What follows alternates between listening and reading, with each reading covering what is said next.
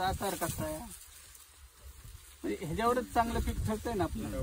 जेवढी पानं मोठी असतील तेवढा पोत पोत मोठा होणार. म्हणजे असं हे राहतं ऊसाच्या ह्याच्यात. किंवा बाबा फुटवे किती खालनं आले, त्याची संख्या किती राहिली, म्हणजे ह्या गोष्टीवर ऊसाचं उत्पादन अवलंबून असते. आणि हे उत्पादन अवलंबून असल्यामुळं चांगलं उत्पादन येण्यासाठी आपण काय करायला पाहिजे,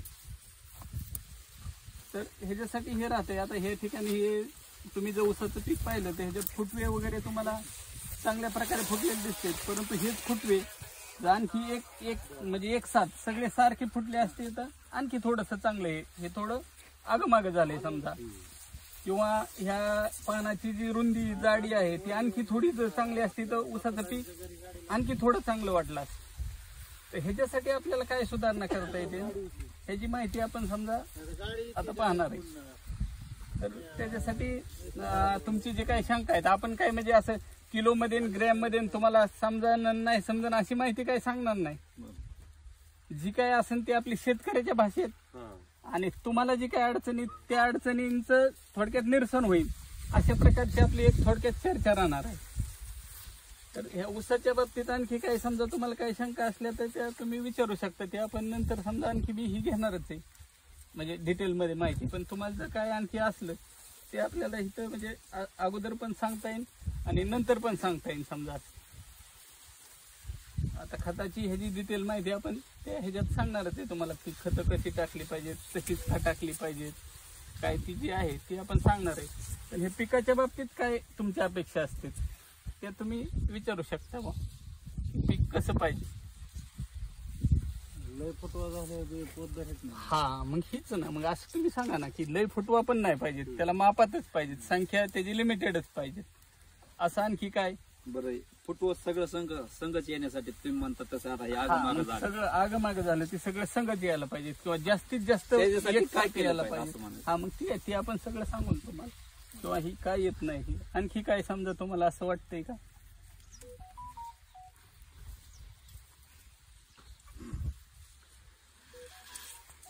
फुटवेची संख्या समजा एक मापात राहिली पाहिजेत आणि दुसरं म्हणजे ती बरोबर आली पाहिजेत. ही एक झालं समजा. किती असावा एका डोळ्याला फुटवा नाही साधारण एकरी 40 ते 50 हजाराच्या आसपास ऊसाची संख्या राहिली पाहिजे.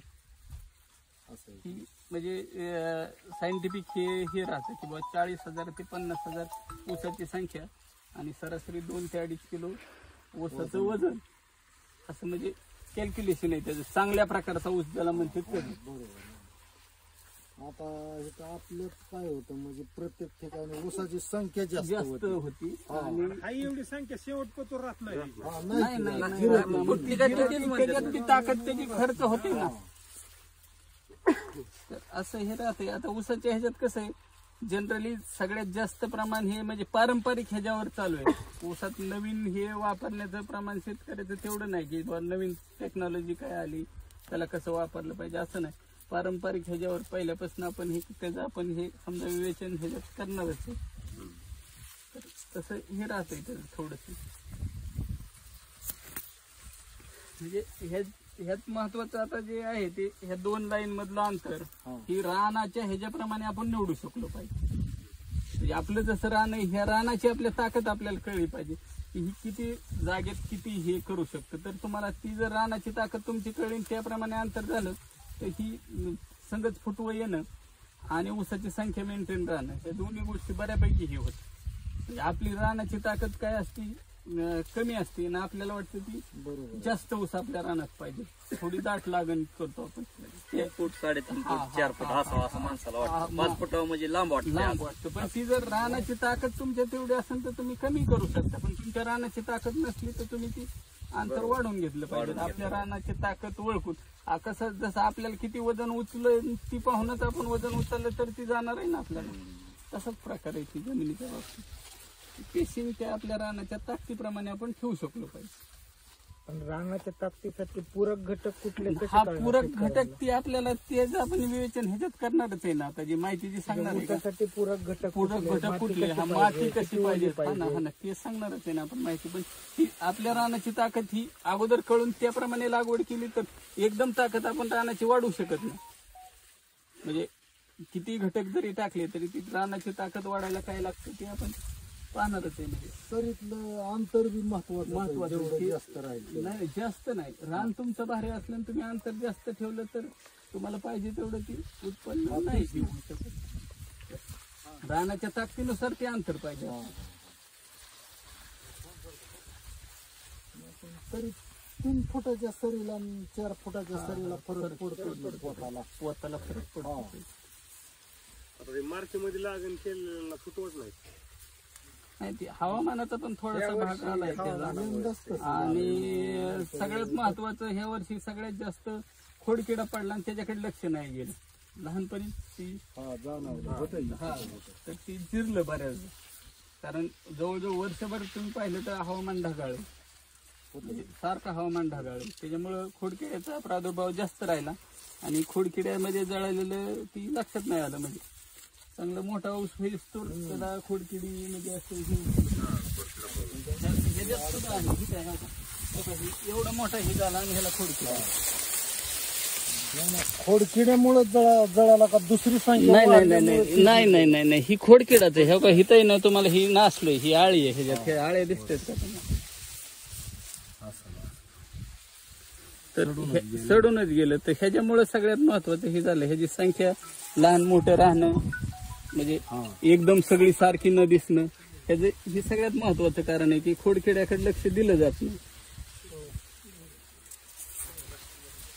असं बरंच आहे जागोजाग असं एखादं कुठतरी. आणि अगोदर जर पाहिलं तर ते बरंच असू शकतं. म्हणजे आता मोठं झालं तरी एवढं दिसतंय.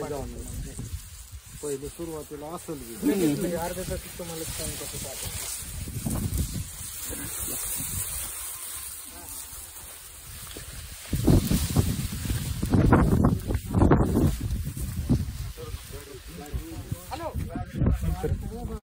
माहिती सांगायचं म्हणजे हे कसं राहतंय. आपल्या भेटल्या बऱ्याच शेतकऱ्यांची माझी म्हणजे अगोदर मी भेट झालेली आणि बाबतीत चर्चा पण झालेली. पण भेट झाली आणि चर्चा होताना कसं राहतं, हे सविस्तर सांगितलं जात नाही. तुम्हाला जेवढं विचारलं तेवढंच. तर त्यातलं जे काही सविस्तर आहे ते सांगण्याचं म्हणजे हे व्हावं, म्हणजे तुम्हाला सांगितलं जावं ह्या हिशोबाने ही कार्यक्रमाचं आपण या ठिकाणी हे केलेलं आहे. काय अरेंजमेंट की ऊसाच्या बाबतीतली जास्तीत जास्त माहिती तुम्हाला भेटली जावी की ऊस पीक हे कशा प्रकारचं आहे, त्याला काय लागतंय काय नाही, ह्या पद्धतीने माहिती देण्याचा आपण या ठिकाणी पूर्ण प्रयत्न करणार आहे. तर ऊस पिकामध्ये काय राहते, ऊस पिकामध्ये सगळ्यात महत्वाचं ऊस पिकाकडे शेतकऱ्याचा कल कशामुळे जास्त आहे, म्हणजे नाही हमखास भाव असणार, उत्पन्न नाही देणार. भाव हमखास आहे म्हणून शेतकऱ्याचा कल आहे. आणि त्याला जर जोडून तुम्ही उत्पादन हमखास काढू शकला तर शेतकरी सुखी होणार आहे. भाव हमखास आहे म्हणून आपलं त्याच्याकडे कल आहे. कारण त्याला तसे पाहिलं तर दिवस पण भरपूर लागतात, म्हणजे बाकीचं हे पण आहे, पण त्याला भाव हमखास आहे. ही शेतकऱ्यासाठी सगळ्यात महत्वाचा मुद्दा आहे. त्याच्यामुळे आपला ऊसाकडे जाण्याचा कल हा जास्त आहे. परंतु ऊसाच्या बाबतीत किंवा संपूर्ण शेतीच्या बाबतीतच आपल्या नॉलेजचं असं झालेलं आहे की ती पारंपरिक ह्याच्यावर आहे नॉलेज. म्हणजे आपण नवनवीन प्रयोग करून त्याचे बदल करायला पाहिजे, ते बदल केले जात नाही. त्याच्यामुळे आपली एक छोटीशी मी तुम्हाला एक गोष्ट सांगतो. त्याचं कसं झालेलं आहे, एक राजा असतो आणि राजाकडं म्हणजे अनेक कामगार असतात आणि कामगारामध्ये काय असते, कष्टाचं काम काय असतं, तिथं एक लाकड फोडायचं काम थोडं कष्टाचं असतं. तिथं काही कामगार टिकतच नाही, आला 4 दिवसांनी असं म्हणजे बदलत राहतं. तिथं एक कामगार एक दिवस त्या राजाने हुडकून आणायला सांगतो तिथं. तर ती कामगार काय करतोय, पहिल्या दिवशी आला की तो जवळजवळ समजा आपल्या भाषेत हिशोबासाठी म्हणून सांगतो त्यांनी 5 मन लाकडं समजा फोडली. राजा म्हणला पहिली 3 माणसं लावली तरी तेवढं काम होत नव्हतं, तेवढं काम ह्या माणसाने एका दिवसातच केलं. असं करीत करीत गेल्यावर एक 8-10 दिवसांनी जेव्हा पाहिलं तर जी पहिल्या दिवशी 5 मन लाकडं फोडणारा जे माणूस होता ती शेवटच्या दिवशी 2-2.5 मनावरच गेलेला असतो. मग राजाला प्रश्न म्हणजे हे पडलं, तिथे चौकशी करतो. तर त्यावेळेस ती प्रधान त्याला सांगतो की ह्याची पहिल्या दिवशी जी धार होती त्या कुऱ्हाडीची ती त्यांनी बदललीच नाही, फक्त हे लाकडं फोडीत राहिला. त्या धाराकडे जर ह्यांनी लक्ष दिलं असतं तर त्यांनी जी पहिल्या दिवशी म्हणजे लाकडं फोडली ती शेवटपर्यंत फोडू शकला असता. म्हणजे त्या खोलात जाण्यापेक्षा हे वरवर मी फक्त तुम्हाला सांगतो. तसं आपल्या नॉलेजचं झालंय. आपण जी धार त्या नॉलेजला लावायची ती लावलीच जात नाही. म्हणजे आपली जी माहिती आहे ना ती अद्ययावत करण्याचा आपल्याकडनं प्रयत्नच होत नाही. म्हणजे शेतीच्या बाबतीत त्या शेजाऱ्यांनी काय केलं, ह्याचं काय झालं होतं आणि आपण काय केलं होतं, एवढंच फक्त आपण कम्पॅरिझन करतो आणि तशा पद्धतीने शेती करण्याचा प्रयत्न करतो. त्याच्यामुळे थोडंसं म्हणजे त्यावेळेसची बदल काय होता, त्यावेळेस आपण वापरत होतो त्यावेळेस, आज काय बदल झालाय, हवामान कसं आहे किंवा बाकीच्या काही रिक्वायरमेंट कशा आहेत, ह्या पद्धतीने आपण शेतीच्या बाबतीत विचार म्हणजे केला जात नाही. कारण ती आपल्याला ती एक ठोक झालेलं आहे की असंच असतं आणि हे असंच करायचं. तर त्या बाबतीत आपण या ठिकाणी थोडंसं म्हणजे तुमचं जे नॉलेज आहे ते अद्ययावत म्हणण्यापेक्षा रिफ्रेश करण्याचा फक्त आपण एक प्रयत्न करणार आहे. बारीक खोलात माहिती जाऊन ही एवढं किलो टाका, ती तेवढं किलो टाका, असं काही मी तुम्हाला सांगत बसणार नाही. पण एक थोडं रिफ्रेशमेंट करायचंय. त्यासाठी आपल्याला पहिल्यांदा जी ह्या शेतकऱ्यांनी ही जी आपल्याला प्लॉट उपलब्ध करून दिला त्यांचं आपण एकदा टाळ्या वाजवून स्वागत करू की त्यांनी आपल्याला हे या ठिकाणी म्हणजे उपलब्ध करून दिलं पीक पाहण्यासाठी. आणि तसं चांगलं पीक आहे. तर ऊसाचं पीक आता मी तर तुम्हाला सांगितलं की त्याच्यात काय काय पाहिजे, कसं कसं पाहिजे हे आपण चर्चा केली. मग ऊसाचं पीक चांगलं येण्यासाठी म्हणजे सगळं पीक सर्वांगीण येण्यासाठी किती गोष्टीची गरज आहे, समजा काय काय असं असायला पाहिजे असं तुमचं मत आहे, शेतकऱ्यांचं म्हणणं. म्हणजे कशा कशावर अवलंबून आहे ऊसाचं पीक. ऊसाचं पीक ही जमीन, हवामान, पाणी, खत आणि बियाणं या 5 महत्वाच्या गोष्टी या ऊसाच्या पिकासाठी. पण आपण हे म्हणजे काय पाहिजे ह्याच खोलात जात नाही की आपल्याला ऊसाचं पीक चांगलं आणण्यासाठी काय पाहिजे. तर आपल्याला हवामान ही गोष्ट अशी आहे की ती आपल्या कंट्रोलमध्ये नाही. ती जशी असेल तसं आपल्याला त्यामध्ये म्हणजे बदल करून घ्यायला लागेल. म्हणजे जसं हवामान असेल तसं आपल्याला बदल करावा लागेल. हवामान आपण बदलू शकत नाही. पाण्याच्या बाबतीत आपल्या बरंच सांगतात हा काटकसरीने वापर करून किंवा त्याला जेवढं पाहिजे तेवढं देऊन आपण ती आपल्या पद्धतीने मॅनेज करू शकतो. खताच्या बाबतीत तर आपण करूच शकतो. खताच्या बाबतीत तर काय नाही. बेण्याच्या बाबतीत ते बी करू शकतो. आणि मग करू शकत नाही असं कुठं राहिलं मग. करीत नाही पण पाहिजे तसं करता यासारखं नाही. हा करता यासारखे ह्या गोष्टीत मग राहिलं कुठं आता जमीन आणि हवामान ह्या 2च गोष्टी अशा आहेत की त्या तुम्ही तुमच्या म्हणण्याप्रमाणे बदलू शकत नाही. पण जमिनीत सुद्धा तुम्ही बऱ्याचशा प्रमाणात म्हणजे चांगल्या प्रकारची जमीन निवड करून किंवा तिची मशागत करून जमिनीत पण बदल आपण करू शकतो. मग एवढं आपण करू शकतो. आणि मग काही शेतकरी आपण ऐकतो 120 टन 130 टन आता तर समजा 150च्या पुढे पण ॲव्हरेज आपण ऐकतो. त्यांना तेवढं निघतं. मग आपल्याला हे आता समजा सांगितलं एक पाहुण्यांनी उदाहरणं दाखल की आपले ॲव्हरेज 50-60च राहतं. मग ती का राहतं 50-60च. आपलं पण ॲव्हरेज कुठं जायला पाहिजे. त्यांच्या लय राहिलं तिथं गेलं पण त्यांच्या कुठं तरी मापात तर जायला पाहिजेत ना. आपण 80-90च्या सरासरीने राहायला तर काय अडचण नाही ना. आणि बरं सगळ्या गोष्टी आपल्या तसं पाहिलं तर आपण पाहतोय ना हातातच आहे म्हणतोय. आता आपण तर पाहिलं चर्चा केली. मग नडतं कुठं तर ज्या टायमिंग म्हणजे जी टायमिंग व्हायला पाहिजे ती टायमिंग बरोबर आपल्याकडनं एक तर साधलं जात नाही. आणि दुसरी गोष्ट म्हणजे जे बेसिक म्हणजे बदल जिथं करायला पाहिजे तिथं बदल आपल्याकडनं केले जात नाहीत. म्हणजे समजा ती पाणी जरी आपल्या कंट्रोलमध्ये असलं तरी आपण ती पाणी जसं पाहिजे तसं देण्याची टाळाटाळ करतोय. त्याच्यानंतर जमीन जशी पाहिजे तशी जरी आपल्याकडे बाजूची ही असली तरी तशा प्रकारचे बदल आपण त्याला म्हणजे केले जात नाहीत. आणि बियाण्याच्या बाबतीत समजा आपण ते शेतकऱ्याच्या अनुभवानुसार ते बदल समजा प्रत्येक शेतकरी करतात. त्याचं उत्पादन जास्त आलं तर ते लगेच त्या प्रकारचं बियाणं समजा लावतात. त्याच्यात काही एवढं लय हे नाही.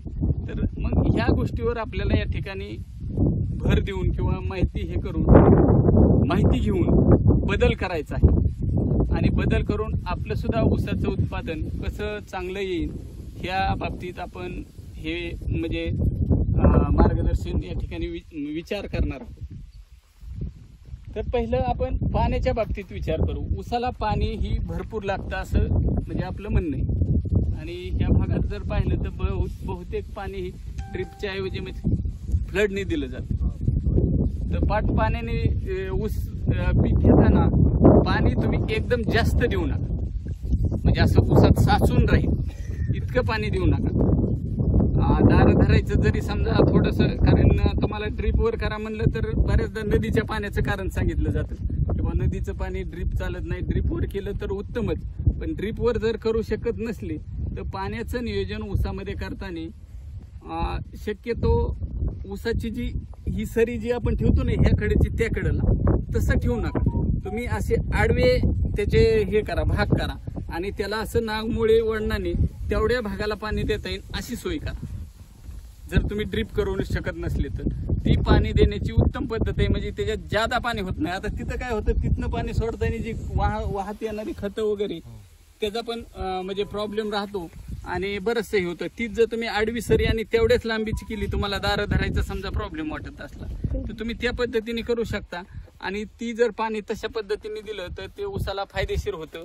आणि जादा पाणी जे आपण म्हणतो ना की बाबा मोकार पाणी, त्या पद्धतीने नाही होत आणि दार धरायचा त्रास पण बऱ्यापैकी कमी होतो. साधारण सपाट जमीन जर असेल तर साधारण 30 ते 40 फुटाची तुकड्याची रुंदी ठेवून तशा प्रकारे नागमोडी सरी करून आपण त्याला पाणी देऊ शकतो. आणि समजा जर उताराची जमीन असेल तर ते अंतर थोडं कमी करायला लागेल आपल्याला. आणि तशा प्रकारे पाणी दिलं तर तुम्ही पाण्याच्या बाबतीत तो बदल करून पाहिला तर तुम्हाला उत्पादनात तेवढ्या फक्त पाणी देण्याच्या झालेल्या बदलामुळं 5 ते 10% उत्पन्न वाढलेलं आपल्याला म्हणजे सहजासहजी प्रयोगांती ती सिद्ध झालेल्या गोष्टी. तर पाण्याच्या बाबतीत तसं आपण बदल करून त्या ठिकाणी म्हणजे ऊसाला पाण्याचं नियोजन करायला पाहिजे. म्हणजे एकदम पाणी जास्त नाही झालं पाहिजे, साचून नाही राहिलं पाहिजे. पाणी साचून राहिलं तर ते साचून राहिलेल्या कालावधीत जी मुळेची जी ऍक्टिव्हिटी म्हणजे कार्य करण्याची क्षमता आहे ती एकदम क्षीण होऊन जाते. नंतर परत काय होतं, थोडे दिवस ती ओल राहते तेवढ्यात ते काम करायला लागतं, परत ती वाळतं, परत त्याचं ते काम करण्याची कॅपॅसिटी कमी होती. म्हणजे सर्व दिवस वर्षभरातल्या 365 दिवस जी मुळे ऍक्टिव्ह राहायला पाहिजेत तर ती राहिली जात नाही. म्हणजे तुम्ही जर एकदम जास्त पाणी दिलं तर त्याच्यामुळं ते म्हणजे सगळ्यात मोठा तोटा होत असतो. त्याच्यानंतर पाण्याची जी देण्याचं 2 पाण्यामधलं अंतर ही पण सगळ्यात महत्वाचं आहे. तर सर्वसाधारणपणे आपली जमिनीची जी वापसा स्थिती आहे ती वापसा स्थिती जास्तीत जास्त काळ राहिली पाहिजे. आणि ओलेपणा आणि कोरडेपणा ह्या दोन्ही कालावधी ह्या कमीत कमी राहिल्या पाहिजे. अशा प्रकारे आपल्या जमिनीचं म्हणजे अंदाज घेऊन किती दिवसाने आपली जमीन किती वाळते हे अंतर ठरवून तुम्ही त्याप्रमाणे त्या ऊसाला पाणी देण्याचं नियोजन केलं पाहिजे. आता ऊसाच्या पाण्याच्या नंतर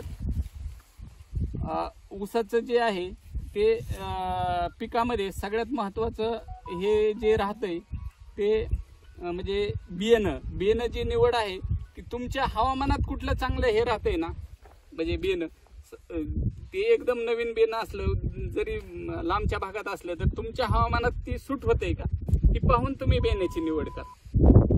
त्याला कारखाना कसा नेतो, किती दिवसात त्याला मॅच्युरिटी येते, बाकीचं हे सगळं पाहून तुम्ही त्या बियाण्याची निवड त्या पद्धतीने म्हणजे आता जे काही बियाणे चाललेले आहेत ती जवळजवळ सगळे बियाणे चांगल्याच पद्धतीचे, त्याच्यात कुठलं लावलं तुम्ही तरी असा फार बदल काय होत नाही. त्याच्यामुळे त्याच्यात काय लय स्पेसिफिकेशन मध्ये किंवा खोलात जाण्याची लय आवश्यकता आहे असं मला वाटत नाही. तुम्ही त्या पद्धतीने ऊसाच्या बियाण्याची निवड करू शकता. ऊसाचं बियाणं झालं आता त्याच्यानंतर म्हणजे पाण्याचं नियोजन तुम्ही ह्या पद्धतीने करू शकता. ड्रीपवर केलं तर म्हणजे चांगलं उत्पन्न येतं ही तर तुम्हाला म्हणजे सगळ्यांना माहीतच आहे. त्याला खतं वगैरे देता येते ड्रीपमधनं, बाकीचे फायदे त्या फळात जायला आपल्याला नाही तितकं समजा हे. त्याच्यानंतर सगळ्यात महत्वाचं म्हणजे जमिनीचा विषय आहे आपल्याकडे. जमिनीमध्ये आपण जर पाहिलं तर जमीन ही म्हणजे आपल्या पिढीन जात कसली जाणारी म्हणजे गोष्ट आहे. म्हणजे आपल्या किती पिढ्यापासून त्या जमिनीत उत्पादन पिकं ही घेतली जाते. आणि त्यामुळं काय झालेलं आहे त्या उत्पादन घेतले गेल्यामुळं त्याच्यात जी उपलब्ध ही होती म्हणजे घटक, ते उपलब्ध घटक आहे ते पाहिजे त्या प्रमाणात राहिलेले नाही, म्हणजे त्याचं इनबॅलन्स झालेलं आहे. म्हणजे कसं झालं, आपण समजा जसं काय बँकेत पैसे टाकलेले आणि काढीत राहिलो परत टाकलंच नाही गेलं तर ते एक दिवशी संपून जाणार, तसा प्रकार झालेला आहे. आपण जे उत्पादन परत घेत राहिलो, आपल्या कसं होतं जुन्या काळात जर पाहिलं तर शेतकरी वर्षभरातून साधारण 1 किंवा 2च पिकं घेतली जायची. कमीत कमी 3-4 महिने जमिनीला आराम भेटत होता. त्याच्यामुळे तेवढ्या कालावधीत जी झालेली झीज आहे ती त्या जीवाणूंच्या मार्फत म्हणा, त्या रानात पडणाऱ्या काडी कचऱ्याच्या माध्यमातून बऱ्याच प्रमाणात भरून निघत होती. पण आज कसं झालंय, आपल्याला जमीन खाली ठेवू शकत नाही. आपल्याला म्हणजे 12माही वर्षानुवर्षे त्याच्यात समजा आपलं पीक राहते. त्याच्यामुळे ती जमिनीची जी झालेली धूप आहे किंवा जी कमी झालेली ताकद आहे ती भरून काढणं हे आपल्याला म्हणजे वरतून देणं गरजेचं आहे. मग त्यासाठी आपण जे काही उपाययोजना म्हणजे चांगली जमीन राहण्यासाठी सगळ्यात महत्वाची चांगली जमीन म्हणजे कसल्या जमिनीला चांगली जमीन म्हणायचं आपल्याला, ही महत्वाचा प्रश्न आहे. जमीन कशी पाहिजे? जमीन असं म्हणलं तर काळी ती फायद्याचीच आहे, पण तिचा जमीन सगळीच आहे पण ती कसदार पाहिजे. कसदार म्हणजे त्याला जी उपलब्ध घटक आहेत, जे पिकासाठी उपलब्ध सगळे घटक मिळणारी जमीन, तिला कसदार जमीन म्हणायचं. तर ती जमीन ही आपली काळी कसदार जमीन पाहिजे. तर ती जमीन काळी कसदार करण्यासाठी सगळ्यात महत्वाचं आपल्याला म्हणजे उपाययोजना करणं ही गरजेचं आहे ऊसाच्या बाबतीत. तर कसदार जमीन कशाला म्हणायचं मग? पिकाच्या वाढीसाठी सगळे पोषक द्रव्य पाहिजे. हा, पोषक द्रव्य तर आपण वरनं टाकतोय खताच्या माध्यमातून, तर ती कसदार होते का? नाही. नॅचरली समजा तिथं नसले ना आपण वरनं टाकले तरी पण ती कसदार होते का? तर कसदार म्हणजे ह्या जमिनीचं टेक्स्चर, म्हणजे ही जमीन कशी आहे, ही जी आहे ही ढेकळ समजा ही कसं आहे, ही टेक्स्चर महत्वाचं आहे ह्या जमिनीचं. म्हणजे ह्या 2 मातीच्या कणामध्ये किती अंतर आहे या गोष्टीचा आपण विचार करीत नाही. सगळे घटक फक्त आहेत तर घटक तर आपण म्हणजे खताच्या माध्यमातून पण टाकू शकतो, पण ह्याचं ही टेक्स्चर आपण बदलू शकत नाही. म्हणजे ज्याला काय म्हणतो का नाही आपण, पाऊस पडला आणि पाऊस पडल्यानंतर आपण पहिल्यांदा जमिनीत जातो आपल्या, त्यावेळेस तुमच्या पायाला जमीन कशी लागते? हा, भुसभुशीत गादीवर चालल्याने वाटतं का नाही? त्यावेळेस जी जमिनीचं टेक्स्चर तयार झालेलं असतं तशा प्रकारच्या टेक्स्चरच्या जमिनीला उत्तम जमीन म्हणतो. आता आपण ह्या जमिनीत चालायला गेलं तर आपल्याला ही जमीन कशी वाटते? हा, ढेकाळ आहे, कडक आहे. तर हीच टेक्स्चर म्हणजे काळी कसदार जमीन म्हणता येत नाही जरी ह्याच्यात घटक सगळे असले तर त्याच्यात ते जी कणांची साईज आहे आणि मातीची जी भुसभुशीतपणा म्हणतो आपण त्याला, ती पण तितकाच असला पाहिजे. ही महत्वाची गोष्ट आहे पिकासाठी सगळ्यात. आणि ही कशामुळे टेक्स्चर ह्याचं निर्माण होतं, कशाने निर्माण होतं? म्हणजे ही जमिनीचं टेक्स्चर तयार करणार असं काहीतरी घटक असेल. तर कशामुळे तयार होतं? ही काही जमीन मऊसूद राहतील, ही जमीन कडक आहे, असं कशामुळे होतं? हो, राईट, महत्वाचा मुद्दा यांनी सांगितलं. शेणखत. शेणखत म्हणजे सायंटिफिक भाषेत तुमच्या जमिनीत उपलब्ध असणारा कार्बन. जर त्या जमिनीत कार्बनचं प्रमाण भरपूर असलं तर तुमच्या जमिनीचं टेक्स्चर जी म्हणतो ना आपण ती नीट राहते, म्हणजे कडकपणा त्याला राहत नाही, माती मऊसूद राहते. ज्या जमिनीत भरपूर शेणखत टाकतोय आपण ती बघा, ती माती कशी राहते? हा, ढिसार माती राहते, मऊ माती राहते. मग तशा प्रकारे त्या जमिनीचं टेक्स्चर आणण्यासाठी किंवा त्या जमिनीची अवस्था तशी तयार करण्यासाठी आपल्याकडनं जास्तीत जास्त प्रयत्न केला पाहिजे. म्हणजे मातीतला आता शेणखत आपण तितक्या प्रमाणात, इतकी मोठी जमीन आहे आणि जनावरं ती पुरू शकत नाही, तर ती सरळ भाषेत तुम्हाला सांगितलं ऑर्गॅनिक जे काही कार्बन आहे ते कार्बन त्या जमिनीत तुमच्या जास्त पाहिजे. कार्बन म्हणजे काय आहे? तर म्हणजे शेणखत म्हणजे जी काही कुजल्यापासून जी तयार होतंय का नाही ती सगळं कार्बन होतं. समजा ही जी सरमाड आहे ही जर कुजलं आपल्या रानात टाकलं तर ती सुद्धा तुमच्या जमिनीतलं कार्बन वाढेल. ही कार्बन वाढण्यासाठी आता आपण एक उपचार समजा बरीच शेतकरी आता करतात की ते पाचट कुट्टी करून ती रानात ठेवणं, त्याच्यामुळे तुमच्या जमिनीतली बरेच म्हणजे पूर्ण नाही पण बऱ्याच प्रमाणात ती कार्बनची कमतरता ही भरून काढली जाते. तुमच्या जमिनीचं टेक्स्चर सुधारण्याचं काम त्याच्यामुळे होत असते. पिटिवलं नाही पाहिजे. ती तुम्ही पाचट नाही, काहीच नाही पिटिवलं पाहिजे. तुम्ही एखादा खड्डा केला पाहिजे, तिथं नेऊन काही पण पाला पाचोळा असू द्या, ती काही दिवस कुजू द्या. अर्धवट कुजल्यावर मग तुम्ही रानात नेऊन पसरा आणि मग ती तुम्हाला सगळ्यात महत्वाची गरज आहे ही शेतीची. आणि सगळ्यात महत्वाची शेतकऱ्याकडनं सुटलेली कडी जर कोणती असेल तर ही कार्बनचं प्रमाण आहे. तुम्हाला जी मी आता सांगितलं होतं का नाही की त्यांचं उत्पादन एवढं ना आपलं एवढं कमी का, तर ह्यात सगळ्यात महत्वाचा फरक खतात नाही. खत ती पण आपल्यापेक्षा अशी काही जास्त टाकीत नाही, किंवा जास्त उत्पादन येणाऱ्या शेतीमध्ये खत जास्त टाकली जातात हे आपला गैरसमज राहतो की बा ती एवढ्याचं खत टाकतो तेवढं. तसं नाही, खत आपण बी मग तेवढ्याचं टाकू शकलो असतो. खतात किंमत वाढवणं हा मुद्दा नाही, तर ही जमिनीचं टेक्स्चर, ज्या जमिनीत तुम्हाला कार्बनचं प्रमाण, उपलब्ध कार्बनचं प्रमाण ही 0.8 ते 2च्या प्रमाणात असेल, त्याच जमिनीत तुम्ही टाकलेलं रासायनिक खत तुम्हाला काम करतं. त्याच्यापेक्षा जर कमी कार्बन तुमच्या जमिनीत असला तर ती जमीन तुम्ही किती रासायनिक खत टाकलं तरी तुम्हाला काही काही जमिनीत पहा किती रासायनिक खत टाका तुम्ही त्याला तेवढं उत्पादन भेटत नाही. किंवा दुसरी गोष्ट अशी की आपण पहिलं ऊसाला किती खत टाकीत होतो आणि त्यात किती उत्पन्न येत होतं. म्हणजे समजा 4-2 गोण्या, 4-5 गोण्या, 5-10 गोण्यापेक्षा पुढे जास्त खत ऊसाला टाकलं जात नव्हतं. तेवढ्यातच त्या ऊसाचं उत्पादन जास्त येत होतं. त्याचं कारण काय होतं, त्यावेळेस आपल्या जमिनीत उपलब्ध असणाऱ्या कार्बनचं प्रमाण ही चांगलं होतं, म्हणजे जास्त होतं. आणि ती कार्बनचं प्रमाण आता पाहिजे तेवढं राहिलेलं नाही. त्याच्यामुळे सगळ्यात महत्वाचा ऊसाच्या बाबतीत उत्पादन जर तुम्हाला वाढवायचं असेल तर तुमच्या जमिनीत ऑर्गॅनिक कार्बनचं प्रमाण हे जास्त असणं गरजेचं आहे. तरच तुम्ही खतं टाकली आणि काही पण प्रयत्न केला तर तुम्हाला रिस्पॉन्स भेटणार आहे. तर ही महत्वाची गोष्ट आहे. त्या पद्धतीने त्यासाठी तुम्हाला जे काही उपाययोजना करता येते, मग ते शेणखत असेल, गांडूळ खत, कुंपी खत, ते सगळे उपचार जे आहे हे कार्बन वाढवणारे आणि त्याच्याबरोबर जीवाणू वाढवणारे आहे. म्हणजे तुमच्या जमिनीत त्याच्यामुळे जीवाणू वाढतात आणि जीवाणू जमिनीतलं वाढलं, जैविक ॲबिलिटी वाढली की तुमच्या जमिनीचं जी आपण म्हणत होतो टेक्स्चर म्हणजे मौसूदपणा जी जमिनीत येत होती त्या जीवाणूमुळं आणि त्या उपलब्ध कार्बनमुळे येत असतो. तर जमिनीमध्ये जीवाणू वाढण्यासाठी आणि उपलब्ध कार्बन वाढण्यासाठी जेवढे प्रयत्न तुम्हाला करता येतील ते सगळ्यात महत्वाचं राहील तुम्हाला ऊस उत्पादन वाढीसाठी.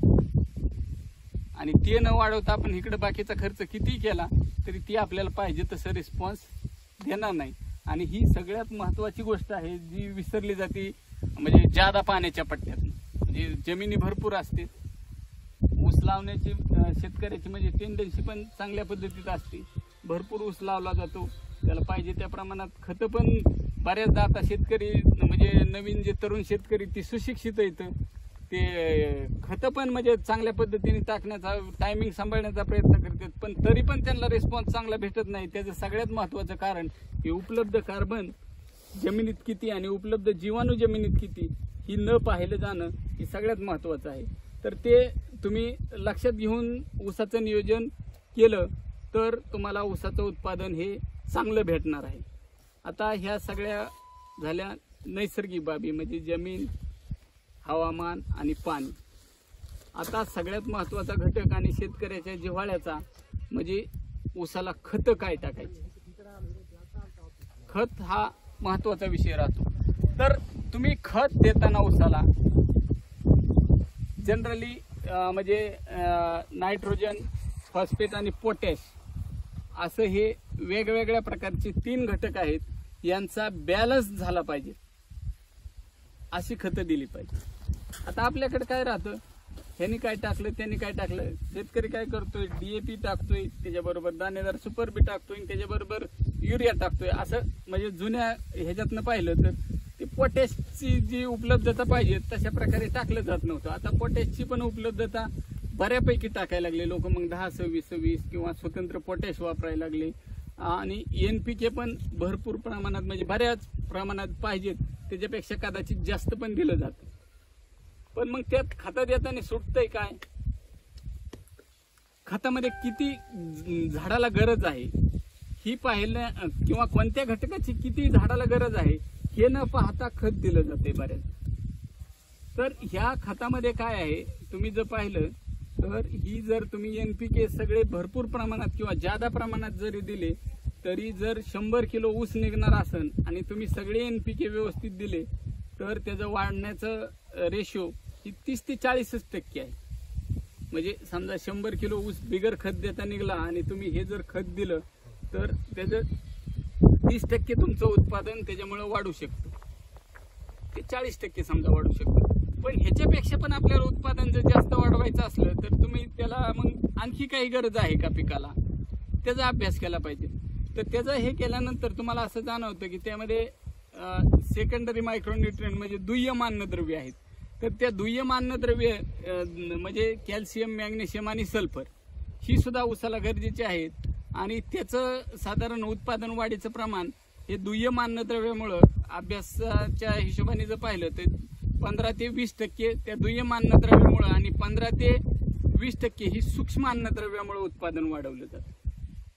म्हणजे जर तुम्ही ही NPK, दुय्यम अन्नद्रव्य आणि सूक्ष्म अन्नद्रव्य असं पूर्ण डोस जर ऊसाला टाकण्याचा प्रयत्न केला तर खतामध्ये तुमचं जो उत्पादनाचा रेशो आहे तो जो 20 ते 30% होता ते तुम्हाला वाढीमध्ये 50 ते 60% पर्यंत म्हणजे वाढ मिळवून देऊ शकतो.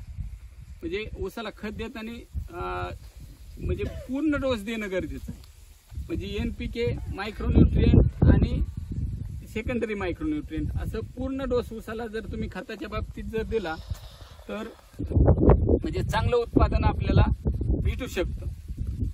आणि चांगलं उत्पादन भेटण्यासाठी आपण समजा त्या टायमिंग पण महत्वाचं राहत आहे. तर ऊसाला जर आयुष्याचा हिशोब जर धरला तर आपण 12 महिन्याचा हिशोब ऊसाचा म्हणजे आयुष्याचा सर्वसाधारणपणे धरला तर त्याला ऊसाचा पहिला खताचा हप्ता ही ऊस लागवडीच्या वेळेस पडणं गरजेचं आहे. काही का होईना तुम्ही खत हे ऊस लागवडीच्या वेळेस देणं ही महत्वाचं राहते. आणि लागवडीच्या वेळेस साधारण म्हणजे जास्त खत जरी नाही दिलं तरी NPK तिन्ही घटक आणि थोडं जास्त नायट्रोजन भेटन अशा प्रकारचा डोस हा लागवडीच्या वेळेस भेटणं गरजेचं आहे. त्यानंतर साधारण ऊसाचं आयुष्य हे 25 ते 30 दिवसाचं असताना दुसरा डोस त्याला भेटणं गरजेचं आहे. कारण त्यावेळेस त्याची फुटीची अवस्था असते. मी जे आता सांगितलं ना तुम्हाला की ही फुटवा सगळा सारखा निघला पाहिजे किंवा एकदम निघला पाहिजे, ह्याच्यासाठी ही महत्वाची खताची अवस्था आहे की तुम्ही लागवडी बरोबर खत दिलेलं असलं आणि 20 ते 25 दिवसांनी परत जर खताचा डोस दिला तर तुम्हाला फुटवे सगळे सारखे निघण्यासाठी आणि एकदम निघण्यासाठी त्याचा फायदा होतो.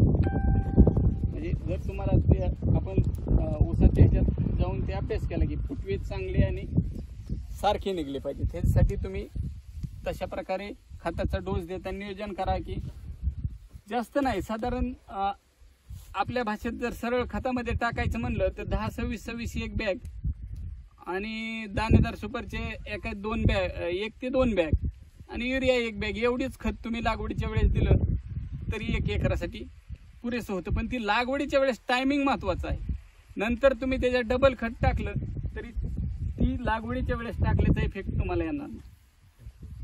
आणि तसंच त्या 20 ते 25 दिवसाच्या डोसचं पण आहे. तो जर डोस तुम्ही टायमिंग मध्ये टाकला ना तर नंतर तुम्ही त्याच्यात डबल टाकला किंवा त्याच्या अगोदर बी जरी जास्त टाकलेला असला तरी ते फायदा त्या टायमिंगलाच भेटणार आहे तुम्हाला. साधारणतः म्हणजे ऊसाचा कोंब त्यावेळेस चांगल्या प्रकारे फुटून आलेले असतात आणि त्यावेळेस ती डोस भेटणं गरजेचं आहे. म्हणजे जे बाकीचे डोस जे कोंब आहेत ते त्यावेळेस म्हणजे ते फुटण्याची अवस्था आपण त्याला म्हणू शकतो ऊसाची ती अवस्था असते.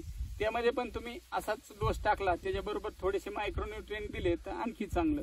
आणि त्याच्यानंतर तिसरा डोस हा ऊसाची 2.5 ते 3 महिन्याचं आयुष्य असताना देणं गरजेचं आहे. आणि त्याच्यानंतर समजा ऊसाची उंची पाहून राहते, जर ऊस लवकर वाढत असेल तुमचा तर तुम्ही 4.5-5 महिन्यात बांधणी करू शकता. ऊसाची उंची पाहून 5-5.5 महिन्यापर्यंत ती कालावधी आपण लांबवू शकतो. आणि असं 4 डोसमध्ये त्याची विभागणी आपण खताची करू शकतो. आणि नंतरचे डोस हे मात्र पूर्ण डोस दिले पाहिजे. एकरी साधारणतः तुम्हाला NPK म्हणजे NPKचं प्रमाण हे न सांगता जर खताच्या भाषेत जर सांगायचं म्हणलं तर तिसऱ्या डोसमध्ये आपण 2 गोण्या युरिया, 2-15-15 0-9 किंवा 2 कुठलं पण कॉम्प्लेक्स खत आपण वापरू शकतो की जेणेकरून बुवा आपलं NPK बॅलन्स होईन, असं उपलब्ध असेल त्या हिशोबाने आपण ते वापरू शकतो.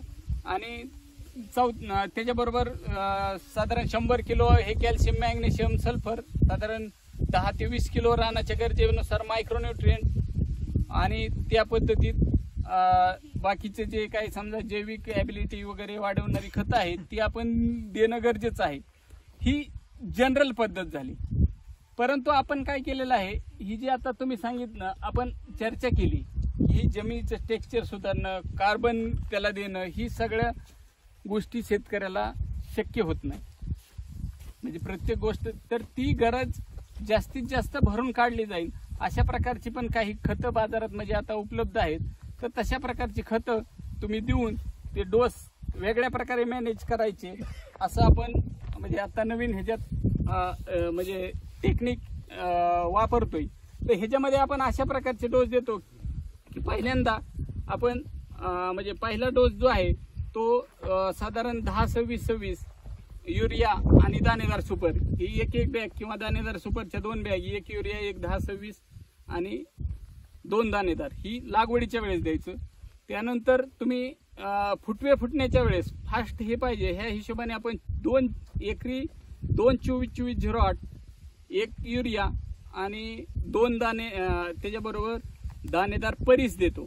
तर परीस हे असं खत आहे की तुम्हाला ते उपलब्ध जमिनीतला जो आपण सांगितलं ना कार्बन, तर ते कार्बन बेस असणारं खत आहे. तर त्याच्यामुळे काय होतंय की तुमची जमिनीची सुपीकता जी आपण इतक्या वेळ चर्चा केली की जी जमिनीचा कस आहे, जी जमिनीचं तुमचं टेक्स्चर आहे, ते टेक्स्चर त्याच्यामुळे एकरी 10 किलो जेव्हा तुम्ही देता त्यावेळेस ह्याचं जे आहे ते बेस आहे ते ऑर्गॅनिक कार्बन आहे आणि कार्बनवरती humic acid, amino acid, fulvic acid हे ह्याच्यामध्ये दिलेले.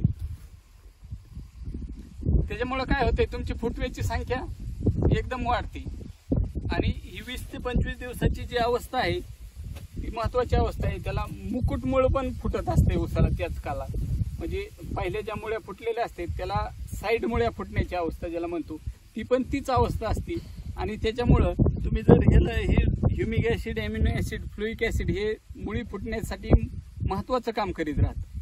त्याच्यामुळं म्हणजे मुळी फास्ट फुटते आणि दिलेलं खत पण फास्ट लागू होतं. आणि सगळ्यात महत्वाचं आपल्या जमिनीमधलं जे कार्बनचं प्रमाण आहे ते कार्बनचं प्रमाण बऱ्याच प्रमाणात म्हणजे 100% नाही झालं तरी त्या टायमिंगला जेवढी गरज आहे तेवढं फुलफिल करण्याचं काम ह्याच्यामधून होतं. म्हणजे ज्या रानात तुम्ही शेणखत वगैरे कमी असं आपण जिथं म्हणतो तिथं जर तुम्ही खताबरोबर हे परीस वापरलं तर तुम्हाला चांगले रिझल्ट येते आणि फुटवा पण चांगला मिळतो.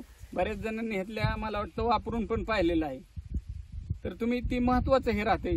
त्याचप्रमाणे 3ऱ्या आणि 4थ्या डोसमध्ये पण 10-10 किलो तुम्ही असं जर वापरलं तर ऊसामध्ये चांगल्या प्रकारचं म्हणजे बदल हे राहतोय. तर आता हे आपण खताचे डोस जे सांगितले ते दुसरा डोस साधारण 1 युरिया, 2-24-24-08 आणि 2 परीस असा डोस दिला तरी म्हणजे तुमचं त्या टायमिंगचं जे ऊसाची गरज आहे ती भागवली जाते. त्याच्यानंतर 3ऱ्या डोसमध्ये ना तुम्हाला तर सांगितलं की 100 किलो त्याला कॅल्शियम, मॅग्नेशियम, सल्फर, 15 ते 20 किलो किंवा 10 किलो रानाची गरज पाहून मायक्रोन्यूट्रिएंट आणि पुन्हा 10 किलो परीस. आणि त्यावेळेस तुम्ही जर समजा आता बाजारामध्ये जी जीवाणू हे उपलब्ध आहेत, समजा आपल्याकडं जीवा वगैरे भेटते तर ते जीवा तुम्ही वापरू शकता. आणि तुमच्या जमिनीत आता जे आपण हे सांगितलं होतं की आपल्या जमिनीचं टेक्स्चर बदलणं किंवा जमिनीची सुपीकता बदलणं ही कामं म्हणजे ज्याला आपण म्हणतो दुधाची तहान कमीत कमी ताकावर भागवणं तशा प्रकारचं काम ह्याच्यामुळे होईल. तुम्हाला ती 100% असं म्हणजे त्या सुपीक जमिनीची बराबरी नाही म्हणता येत पण तुम्हाला ह्यांनी बऱ्याच प्रमाणात तुमचं ते भरून काढण्याचं काम नक्की होणार आहे. तर तुम्ही तशा प्रकारे खतामध्ये बदल करा, तुम्हाला चांगले रिझल्ट म्हणजे त्या ठिकाणी भेटतील. त्याच्यानंतर तुम्ही जो 4था डोस किंवा आपण पूर्ण बांधणी आणि शेवटचा डोस म्हणतो त्यामध्ये पण अशाच प्रकारची खतं देणं गरजेचं आहे. त्यामध्ये आपण 14-35-14 2 बॅग, युरिया 2 बॅग, त्यानंतर कॅल्शियम, मॅग्नेशियम, सल्फर 2, परीसच्या 2 बॅग आणि जीवा 2.5 किलो असा डोस ते कॅल्क्युलेशन करून काढलेला आहे. म्हणजे जेणेकरून सगळ्या जमिनीला आणि चांगल्या प्रकारे इफेक्टिव्ह होईल अशा प्रकारचे हे डोस आहेत. आणि ह्या डोस व्यतिरिक्त हे तुमचं रेग्युलर नॉलेजमध्ये करण्याचा बदल झाला. ह्या डोस व्यतिरिक्त आता आपण जी चर्चा केली होती की सगळे फुटवे आपल्याला संगच भेटले पाहिजे. ह्याच्यात सगळ्यात महत्वाचा अडसर येतो की आपण लक्ष देत नाही आणि त्यात ती जी पडलेली खोडकिडी असती तर ती राहते. त्याच्यासाठी तुम्ही 3 स्प्रे साधारण 20 दिवसाचा ऊस असल्यापासून दर 15 दिवसाच्या ते 20 दिवसाच्या टप्प्याने घेणं गरजेचं. ऊसात महत्वाचं आहे. साधारण ऊस तुमचा म्हणजे 30 दिवसाच्या 25 दिवसापासून जर तुम्ही डोस घ्यायला चालू केले तर त्यावेळेस 5-6 पंपातच तुमचा ते स्प्रे होत असतो. जास्त काही हे लागत नाही. त्याच्यानंतर ते ऊस तुमचा साधारण 40 दिवसाचा 45 दिवसाचा ज्यावेळेस होतो त्यावेळेस एक डोस घ्यायचा आहे. आणि त्याच्यानंतर स्प्रेचा 3रा डोस ही साधारण ऊस 65-70 दिवसाचा झाल्यानंतर असं 3 डोस जर घेतलं तर ही निघून फुटवं जे जळायचं आहे ना हे प्रमाणे एकदम कमी होऊन जात आणि सगळे फुटवे तुम्हाला सारखे भेटतात. तर त्या हिशोबाने ऊसाच्या म्हणजे स्प्रेचं नियोजन आपण करू शकतो. स्प्रेमध्ये आपण जनरली कीटकनाशक म्हणून क्लोरोसायपर घेतो. त्याच्यानंतर त्याच्याबरोबर बरीच मायक्रोन्यूट्रियंट आणि एक बुरशीनाशक असा सरळ जरी तुम्ही स्प्रे घेतला आणि असे 3 स्प्रे केले आणि ह्या खताच्या व्यतिरिक्त नंतर आपल्याला ऊसाला 3 डोस सोडायला लागते. साधारण 1 लिटर परीस आणि एक 24-08 ची गुणी असं साधारण 5.5 महिन्याच्या नंतर 1 महिन्याने म्हणजे 6.5 महिन्यांनी 7.5 महिन्यांनी आणि 8.5 महिन्यांनी असं 1 महिन्याच्या टप्प्यावर जर 3 डोस सोडलं तर तुम्हाला कमीत कमी ऊसाचं जे उत्पादन आहे ते 20 ते 25 टनाने वाढलेलं म्हणजे आपल्याकडे बऱ्याच शेतकऱ्यांचा म्हणजे अनुभव आहे.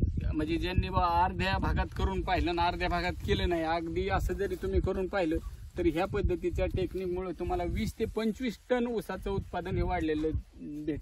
आता शेतकऱ्याला काय वाटतं एवढा खर्च का करायचा, पण तुम्ही जर काढलं तर ह्यासाठी म्हणजे आपण रेग्युलर खतं तर टाकणारच आहे आणि तुम्ही त्या रेग्युलर खतांचा हिशोब काढला ना आपण सांगितलेला डोसचा हिशोब काढला तर त्याच्यात जास्त काही फरक पडत नाही म्हणजे असं पैशात.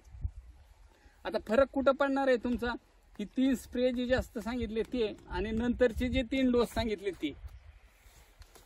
पण त्या डोसचा जर तुम्ही सगळा खर्च काढला तर 15,000च्या पुढे काय ते म्हणजे जात नाही. 12-14 हजारापर्यंत पण होऊ शकतं. जास्तीत जास्त झालं तर तुम्हाला 15,000 रुपये खर्च होऊ शकतो. पण त्याच्यामुळे तुम्हाला जर ऊसाचं उत्पादन 25 टनाने वाढत असलं तर तेवढा खर्च करायला म्हणजे तसं काही लय अवघड नाही. असं फक्त हे टायमिंग धरून करणं गरजेचं आहे. आणि मग ज्या तुमच्या समस्या आहेत त्या जवळजवळ या पद्धतीने जेव्हा करताना तुम्ही सगळ्या सुटलेल्या असणार आहे. ऊसाची तुम्हाला साईज असेल, त्यानंतर ऊसाचा फुटवा तुम्हाला एकदम भेटणं असेल, तर ह्या गोष्टी सगळ्या तुमच्या ह्या पद्धतीने जर तुम्ही ट्रीटमेंट केलं तर सुटलेलं असणार आहे. तर तुम्ही ते 3 स्प्रे आणि शेवटचे ते 3 ड्रिंचिंग आणि मध्ये जे खताचे डोस सांगितले त्यात मायक्रोन्यूट्रियंट म्हणजे कंपल्सरी तुम्ही वापरणं गरजेचं.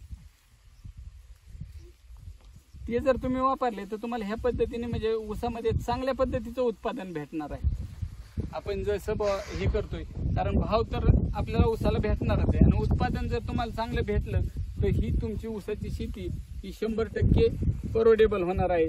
त्याच्यानंतर तणनाशकाचा एक मुद्दा थोडाफार राहतो ऊसात बऱ्यापैकी ते पण हे आहे म्हणजे तुम्ही जर तणनाशक हे नवीन ह्या पद्धतीने वापरली तर तुम्हाला तणाचं पण चांगल्या प्रकारे बंदोबस्त होतो आणि जास्त दिवस तुम्हाला म्हणजे 2 फवारण्या जर केल्या तर ऊसात तणाचा शक्यतो प्रादुर्भाव दिसत नाही. त्या खोलात जर तुम्हाला कुणाला हे म्हणजे तुम्ही तसं अगोदर वापरलेलं आहे पण जर पाहिजे असेल तर आपण तसं वापरू शकतो की बाबा ते नवीन ह्याच्यात ते सायनो 2,4-D आणि त्याच्याबरोबर चांगल्या कंपनीचं मेट्रिबिजिन आपण ट्रिब्यूट वगैरे जसं वापरतो तसं वापरलं तर ऊसात तणनाशकाचा पण काही हे राहत नाही. ह्याच्या व्यतिरिक्त जर कुणाला ऊसाच्या बाबतीत काही शंका समजा आणखी असल्या तर तुम्ही विचारू शकता. तर ते आपण 15-20 मिनिटं चर्चा करू. तणनाशकामुळे जीवाणूवर काय परिणाम? जीवाणूवर परिणाम होतोच पण ती कसं राहते आपल्याला शॉर्टकट तेच आहे ना आपण खुरपून नाहीच नाही करणार असं जीवाणू नसतात म्हणून हा ना मग ही महत्वाचंच आहे ती तसं. पण ती आता खताने पण तसं जीवाणू थोडं कमी होते पण तरी बी आपल्याला खत वापरायलाच लागतं ना रासायनिक खत. पण त्याच्याबरोबरच मग त्याच्यासाठी तर आपण सांगतो ना, हे परिजीवा जर तुम्ही वापरलं तर ती तुमची जीवाणूंची संख्या बऱ्यापैकी भरून काढण्याचं काम ह्याच्यामुळे होत राहते. तुम्ही खताबरोबर ह्याचा वापर करा. एकदम म्हणजे ह्याच्या विरोधात जाऊन सांगितलं तर आपलं कोणी ऐकणार नाही, तसं कोणी करणार बी नाही. त्याला साईड बाय साईड जे काय करता येईल तेच आपल्याला करणं महत्वाचं आहे. तणनाशक मारावंच लागणार, मारावंच लागणार. हा मग ती होणारच नाही, त्या गोष्टी सांगून काय उपयोग नाही. पण ही तुम्ही करू शकता. हे खताबरोबर हे वापरणं हे तुम्हाला सहज सोपं आहे. जीवन वाढवू शकतो. हा जीवाणू वाढवू शकता तुम्ही त्याच्या माध्यमात. आणखी काही अमोल शेठ? काय शेत पाठच फडपिटून आलं ते. नाही ही ना तुम्ही कसं तुम्हाला जी जमिनीला कार्बन लागतो ना, ही तुम्ही भविष्यात मोठी समस्या राहणार आहे. ज्या जमिनी खराब होतात का त्याचं कारण पण ती कार्बन कमी असणं हीच आहे. पेटेल नव्हतं, पण परिस्थिती अशी झाली यंदा ऊसाला पाणी कमी पडलं आणि त्या पिरियड मध्ये येलांचं प्रमाण इतकं झालं त्याच्यात, त्याला इतकंच बी आलतं ते हे करण्यासाठी खास फळ जावं लागलं. आहे पण ती नुकसान जास्त होते त्यानं. आता जास्त याला 2 फवारण्या केल्या तणनाशकाच्या तर एक येल राहिला.